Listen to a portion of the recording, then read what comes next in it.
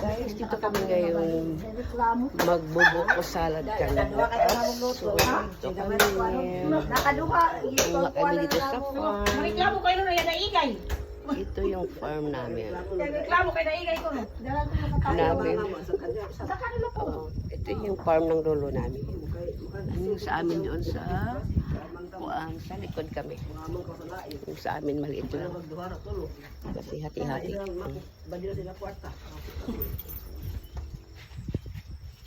Yung mahal ba po yung pay kaya na isa binuo kay may chicken. Oh, may chicken ang buko. Ano mo yan? Wow, galit Dati hindi ito yung karsada na. So maganda na. Doon sa tawid, yun ang mga palayan ng mga kapatid ng nanay ko. Ang sa nanay ko ay dito party.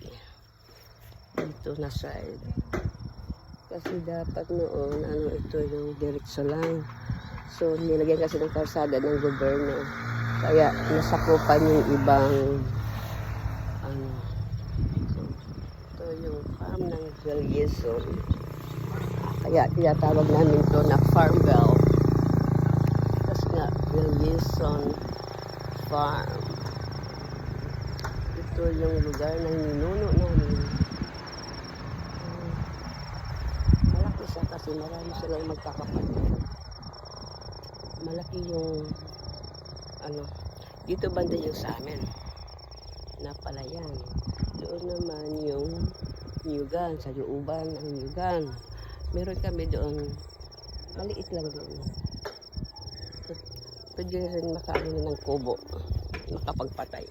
Hindi katulad dito sa iba,